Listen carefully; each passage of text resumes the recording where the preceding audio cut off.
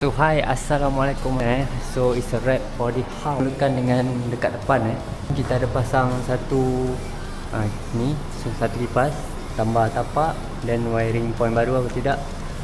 Point kipas dia tak ada. So dekat bahagian depan pula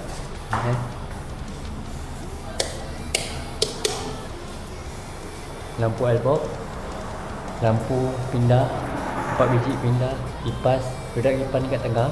Kita alihkan ke sini. Yang ni dia pakai DC fan Sapphire. So ni kita tambah lagi satu point untuk chandelier. So plug okay, looping dari sebelah, conceal kita bertiga.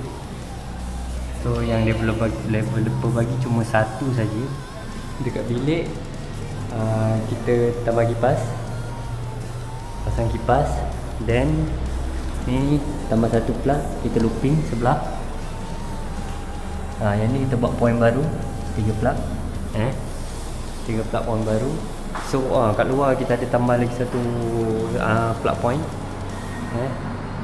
Ni kita lalu sini ni. Lepas tu point icon dia yang lamanya kat sini. Orang tak nak, dia nak terus keluarkan pipe air dekat dalam bilik air. So plug point yang sedia ada kat sana kita pindahkan belah sini. So yang kat sini ada macam hallway.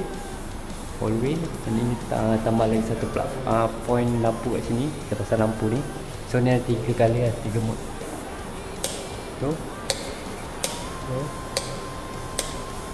Bilik kita bilik ni tinggi ada 2 bilik tinggi. So kita pakai tiang 6 kaki. Kita rendah ni 6 kaki, tak adalah rendah sangat, tak tinggi sangat. Okey, kipasnya lampu sedia ada, kita pasang kipas saja. So bilik sebelah pun sama, kejadiannya pun sama. Okey, ni ada 2 biji, kita looping dari sini, tambahkan lagi 2. Bilik ni pun sama, 6 kaki panjang, batang kipas dia 2 plug point.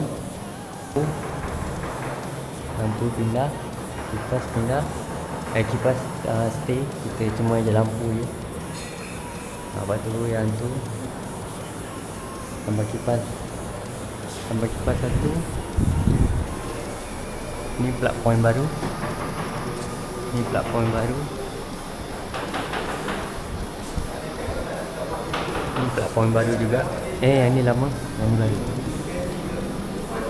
Ini baru.